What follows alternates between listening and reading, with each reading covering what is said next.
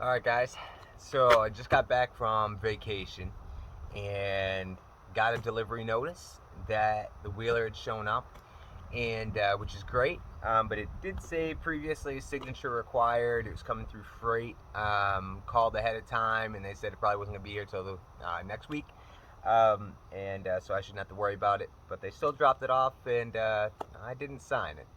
Check the status there, and it says that I signed for it, but I wasn't here. So, but nonetheless, it is here. I am going to unbox it now in front of you guys. We'll take a look. We'll see what kind of condition it is. The previous order I had from these guys was undeliverable. It made it to the local facility, freight facility, through UPS, and they rejected it due to damage. So it sent all the way back. They refunded me, which they were really quick to do, so that was good. And they also offered me a promo for the time, waste that I pretty much had for the couple weeks for the first delivery, and then inconvenience, of course, of you know um, not getting the product I paid for. But they're really good with that. So and they sent this other one, and it came here in less than a week. And as long as there's no damage to it, I'm all right with not having to sign. So we'll take a look at it. Looks like the box is a little jacked up here and there, which is it's coming from Cali, and I expected it as such. I'm on the other side of the states. I'm here in Maine, but we'll do a quick walk around here, and we'll unbox it. So before I post up the camera, we'll take a look here. The green camo, which is what we ordered. Corner over there, corner over here. See a pretty decent hole on this side here. So again, I'll take a look. Same thing down here. We'll see if that's gonna be a problem. This corner as well. And this corner is pretty bad. So we got this all right through here. But it looks like this metal framing that it's got, to keep it safe, it seems to be okay. So we'll see what happens here.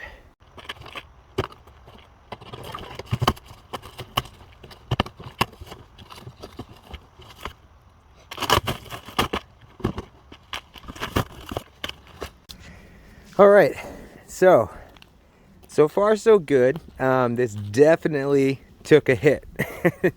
We can see here, definitely been dropped. We're gonna hope for the best, though. Hope for the best here. We'll take it out of the metal crate and see what we got for damage, if any, and we'll go from there.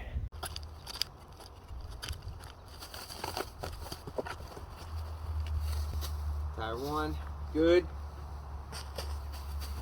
Doesn't look like there's any damage here. It's already inflated, and rim looks good. Same with these goggles too. Not that I was banking on these anyway. They're fairly cheap, but got a little flex to them, and they're not damaged either. Got this pack on the top. Looks like this is pretty much a setup kit. We got a ATV training course DVD. Does come with a tips and practice guide for all-terrain vehicle rider. This is for my 5-year-old son, so we might even just go through this just for the fun of it. But it's got a toolkit. Inside this toolkit, we've got 1 Allen. We've got that screw and wrench here, screw and socket rather, spark plug typically, and Phillips head screwdriver, and 3 wrenches. We got a 10, all right, 10 millimeter and an 8 millimeter, 13 and a 15, and 14 and a 17. Going into it blind right now. I didn't bring any of my tools out to start. I wanted to see what it came with anyway. We'll just use the tools for the sake of the video that they sent us, unless we need different ones. I'm going to go through everything as far as every single nut and bolt on this. You can't complain about an ATV like this rattling apart or coming loose, having loose bolts when you get it, and then you send your kid on it and go. You got to go through these things. You're not getting it from a dealer. You're getting it from a warehouse that's shipping it across country. It shows up. You got to go through it. If you're not comfortable going through an ATV like this, have somebody else do it that is, or buy from a dealer. Holy cow.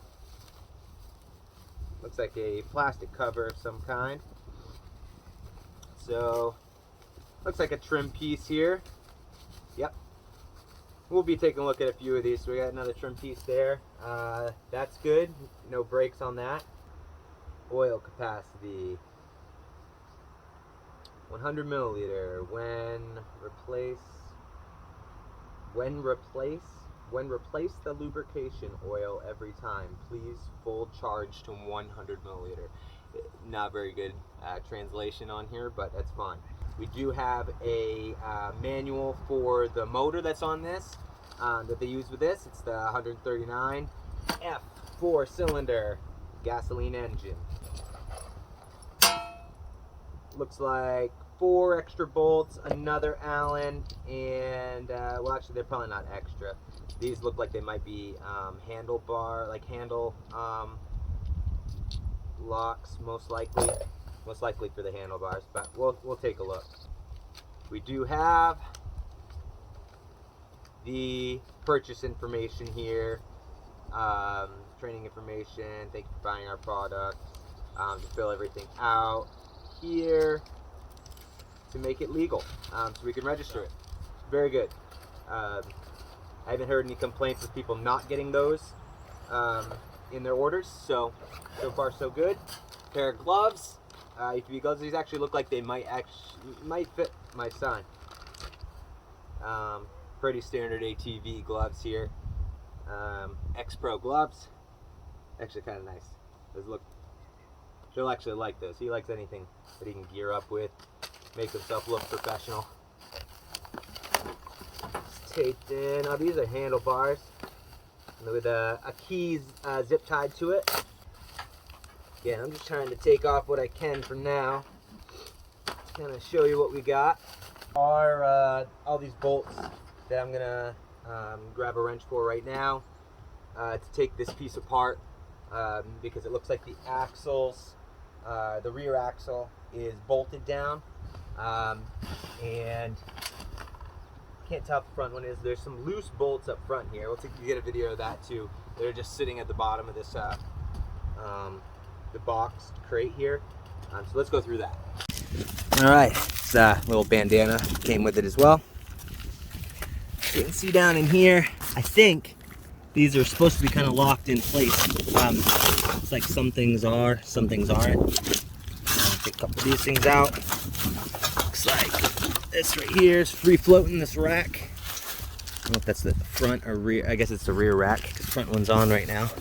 See how this is kind of put in place. But like I was talking about here, the rear axle here is kind of bolted in. Hold that in place. Looks okay. And this side, same thing. As you can see right there. Take this tire out while we're right here. Make sure this one's good to go, as the other one was. Again, this one's holding air right now. It's inflated. Doesn't look like there's any damage on this side or this side. But this is what I was talking about on this side here, is that there were some, you got these right here. This bolt, that bolt, they do not look like they should be just chilling there. This apart again. Like I said, I'm going to take all these out. We'll see what size they are. I'll let you know, and I'll start pulling it apart right now. All right. These surrounding bolts on the metal crate frame here, 14 millimeter. Again, like I said before, for the sake of the video, I'm just going to use everything they gave me and see if we can just get through it that way.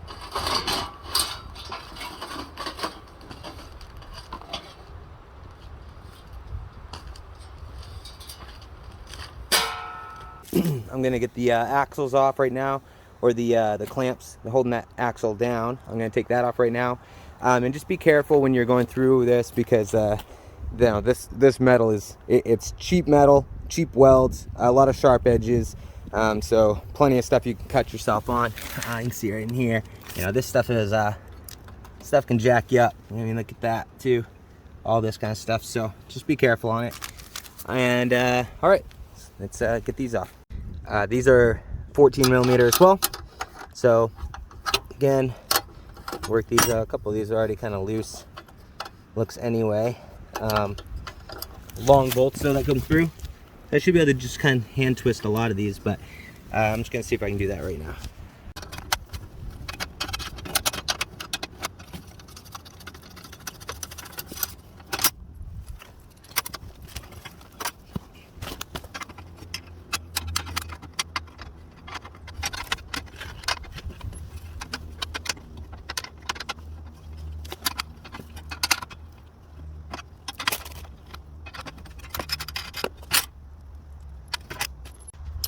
All right, so I was able to do that again with just that wrench. I just did one side each and then just pried the other side off.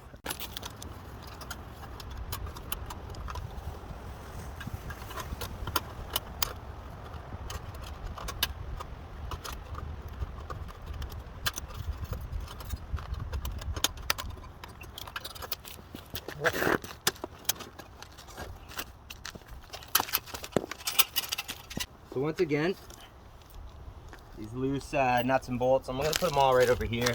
I save all these anyway. I mean, I'll probably just repurpose these. Appears to be everything hooked up already for our brake. And I think both are working. Maybe. All right, good. So these are working. Then actually I'll do handlebars first. We're gonna do the handlebars, then we'll go with tires.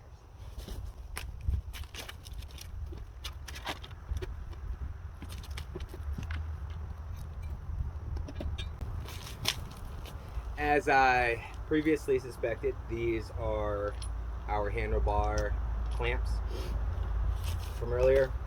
We've got 4, look like 2-inch bolts maybe. They're gonna go through. So it's gonna be like this. Then the handlebar is gonna go in the middle of that. This one's gonna go in here to like clamp down on the handlebar. And then these are gonna thread down in to this mounting plate right here for the handlebars. All right, so you can see here, these two, there's the clamps, like so. And check the underside here. Let's see if I can get a good angle at it. You can see how these are just coming through. I'm not over tightening these, but all of these are coming through, and I can see that they're coming through and threaded on the other side, so I know they're all tight. This one on the back side is the one that didn't get as tight, and I could probably do a couple more turns on it, but I think I'm gonna have to adjust these anyway, so I'm just gonna leave it the way it is. You can see up on here too, this is loose, our throttle assembly. So I'll have to tighten that down too, and that's just an Allen right there. These are the ones we're really gonna have to be careful on to not over tighten, because this is just cheap plastic right here, and that'll just snap. These are at least metal, so not as worried, but again, be careful here. Throttle adjustment screw makes it really easy if you just want to limit how fast your kiddo can go. All right, so a little side note, looks like already figured out at least one of those rogue bolts probably goes to this rack. Just took the plastic off of that, and there's only 2 bolts here. Looks like they each have a lock nut, and when I pulled this out, there's 2 on this side, should be 2 on this side, I believe. One of those that I found, one of those bolts goes here. The lock nut though was for the smaller screw, so it looks like I'm missing another bolt for this and 2 lock nuts. But you know, I'll check around. All right, so we're gonna put on the front wheels first. So we have right here, we're gonna take this bolt out right here, Got the nut on the other side here, on the underside there. Pull that out. Then we're going to attach right here. That's gonna go there, there.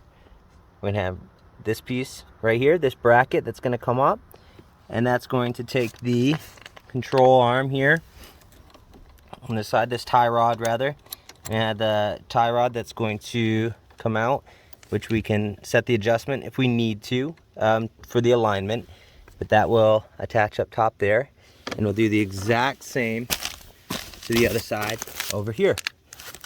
Again, we're gonna take this out, put through the bracket, attach the tie rod on the top right here, make sure our lines have plenty of space for the brakes, and everything's tight, and then we'll go again. We're gonna check the shocks, check the tie rods in the bolts up front there.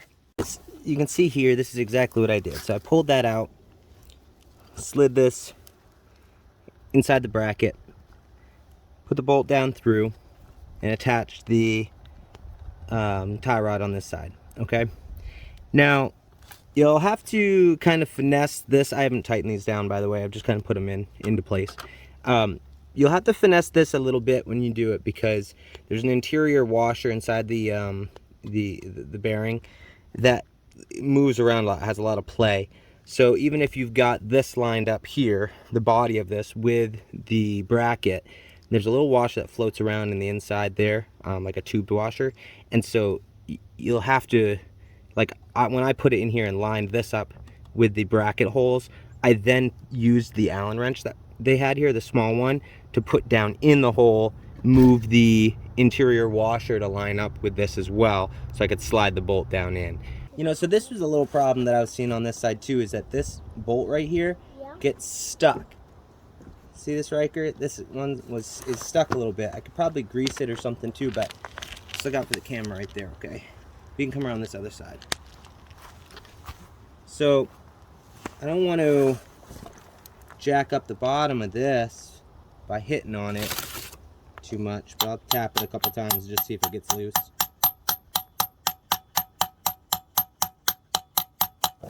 Doesn't really look like it's getting that loose. Try it this way. Alright, so flip this around, line this up. Alright,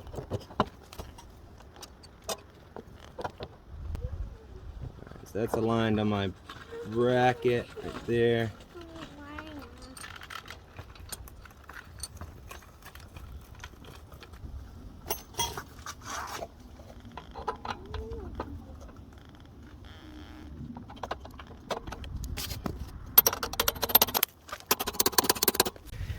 Alright, so I almost broke the rule that I wanted to hold to this whole time and use the tools that came with it. This thing did not want to go in. We got air in there, so now I got enough thread at the bottom here where I can at least cinch it up that way. So I'm going to slide this right into here, like so. If I can. This is really hard, one-handed in this direction, but you see, that's where it's got to go, and I'll tighten that up. So far, so good. Those were able to get tight, no problem. That one as well. It actually seems to be pretty well aligned so far also. All right, so first major complaint, these axle nuts that we have. There is no wrench that came with this kit that fits these nuts. So I had to break the rule and I had to get our socket. It's a 15/16, so 15/16. Actually, keynote, there's tape around here on this axle. Take the tape off. Now we can lift this up. So I can do this one-handed somehow. Prop it with my foot. This thing is not very heavy, so that's good. Inside here, obviously, got the stem outside. This through. Slides over. There's a little notch where this slides right here. It's gonna lock in like that. Take our nut inside. All right, so these are non-functioning lights, by the way, up front. Just show. We checked, by we I mean me, checked everything to make sure everything was tight through here. Allen wrenches, brake cables, every bolt that's in here, shocks, all of this stuff. So everything's tight now. I know that. You could put Loctite on it probably if you wanted to. Some of it looks like came with that. The other bolts I was looking for that rack, they are not here. So those pieces are missing. So I am going to message them and just see what they'll do for that. But you know, like I said about repurposing nuts and bolts from earlier, from that rack, these will from the metal rack from earlier, these will fit through here. So I'm just going to use that for this side of the bracket and this one here. See the two this side, two on this side, matches right here, two right there on that bracket, and two right there. Here is your seat release. So I just took it off a minute ago, but I'll put it right on here. So you make sure that this is on the outside when it comes through. There we go, like that. It clips in, see there? And then just to take it off, you just literally just pull on this. It'll pop right up. I took it off because I wanted to check up here, top of the carb where the throttle cable is. See that right there? That's me hitting the throttle. Okay, just like that. Everything looks good. It comes back to where it should. This screw right here is gonna be my idle screw, just for the idle speed, where it would push the other side of this forward, where if I screwed that in a little bit more on that screw, maybe it would keep it like there, you know. And but we'll see how it runs first, without any adjustments, and then we'll go from there. We have our pull start here. Obviously no fuel in it currently, but it's super cheap. Lines are cheap, the plastic around it is cheap. Not a lot of integrity going on with that carbon surrounding pieces. Again, expected though, you know, it is what it is. These air filter on the back, I mean, super cheap, cheesy. You know, we could replace all this stuff too with aftermarket for like $20. So I'll run it till we're having issues, and then when I have issues with it, I'm just gonna get aftermarket carb and filter, and I'm not gonna mess with it. How that works here, it's gonna slide up like that, up into here. It'll give it a little more integrity for this rack because it'll be a brace down at the bottom and the top here. After this is all hooked up, this is pretty solid. This this front rack is a lot more solid than I thought. All right, everything's tight now. The only adjustments I'm gonna make, so again, this front piece is on. Let me back up the camera a little here. The only thing I'm going to change here, and that I would advise you do, is these front brake cables. See, when I turn opposite side, these are getting pretty close to the tire. It'll rub on here and stuff too. What I'm gonna do is I'm going to zip tie, and not too tightly, but I'm gonna zip tie this cable, and I'm gonna do it right here at this piece up top. So I'm going to make sure that so it doesn't drop below the shock at any time, get caught up in here, anything like that. And zip tie it right up here, and not too tight, because again, when I turn, it needs to be able to flex a little bit, but it should be able to, if I go like this and extend it all the way, that's when I want to zip tie it, because it's never going to be more extended than that, right? On the back end, this looks fine. I still will probably do that again with zip ties here. I'll put one zip tie right up in here, not that it really needs it, but I'm still gonna do it. So it doesn't move around, flop around, get a stick pushed up on it, and whatever. Other than that, we're set to go. This is automatic, so I need to make sure that it's running just right, so that when I start it, it doesn't just take off on me. But yeah, so we'll let it run for a little while, break in, and make sure that it's gonna stay running. It's not electric start. There's no battery, but what it does have is the key on-off switch right here. Ignition, and it says here, like, has it set, like, has all these for multiple different settings, like lights and whatever, auxiliary, but it doesn't. It just has on or off. So it's gonna have on and off. I'd hide one of these keys, maybe leave the other one in it if you trust your kid. And then, yeah, so I'm gonna put some fuel in it. Make sure that the, I don't think there's an on-off for the fuel here. I am going to check the oil, make sure that it's got oil, and I'll do that on camera as well. Oil. Right here. Okay. Now, if, don't get mad at me if oil, you know, gets on the ground here. I'll clean it up, all right? So I'm going to loosen this up just enough. See if any oil starts coming out.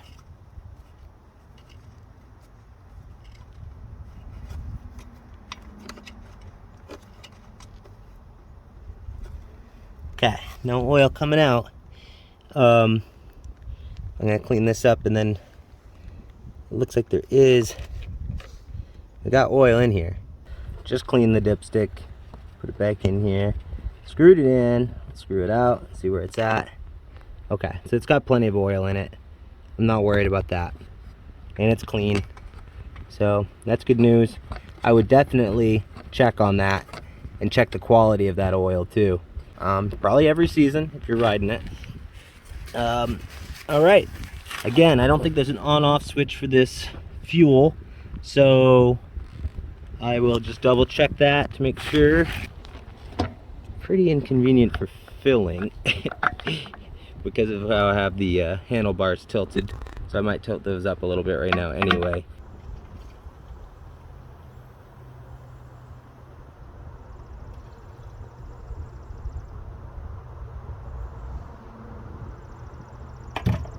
Said I was only going to put a little bit in, I still put about a full tank in, but whatever. So I'm going to wait first after I put this in, make sure there's no leaks. Alright, I'm going to make sure this is latched on. I did put my safety brake on, so that is engaged, just in case it wants to take off on me. Make sure that this is plugged in, because that is your safety kill switch here. So make sure that's pushed in, because this pushes on that plug right there. You can attach this to the rider, so that way if they fall off, it pulls this, cuts the engine. Then make sure that your switch is on. So up is on the off position, which is the bigger button. Smaller button on the bottom is the on position. Then make sure our key is turned to the right in the on position. Doesn't look like we're leaking any fuel. So we'll just see how it goes. I don't see any fuel going through the line yet, so a couple of these little pulls.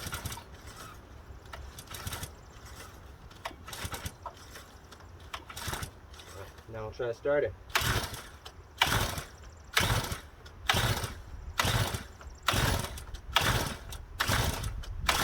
I do see some fuel finally coming through the line now, so I expect it will probably start.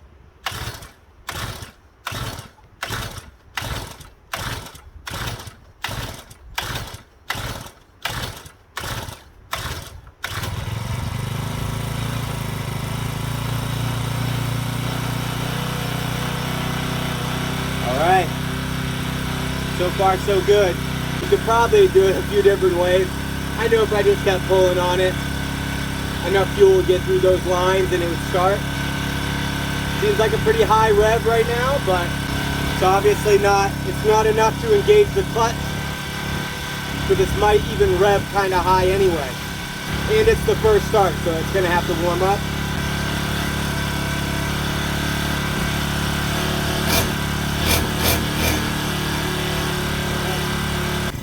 Was it just that screw I brought up earlier right here, because that was pushed in a little bit.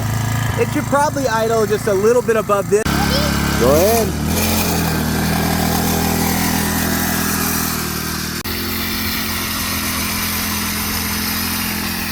So I have that governor set pretty low right now. I'll let you go a little faster? Okay. So this is real easy, so I'm just going to loosen it up here just a little bit at a time. Push that in there. All right, go ahead.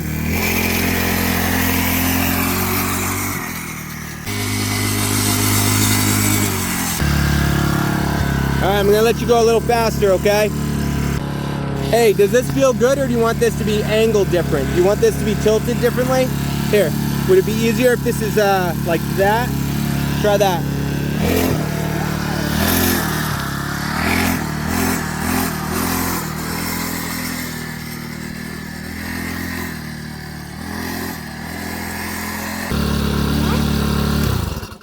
And then turn the switch. Good job. What do you think? All right, so overall, we're pretty happy with it. That first run, no problems. They got a few pieces of plastic on here that I forgot. Everything seemed to be going pretty good. It's a little spot for a flag you can put in the back, which we'll probably get one of those too. But yeah, not bad. We're excited. I'm gonna check everything again, and I'll only post an update if anything seems to have gotten loose. But again, really the only issue I'm seeing is this little plastic chain guard, which I just may make my own, because there's no real adjustments that you can make on this, but it has been slapping a little bit.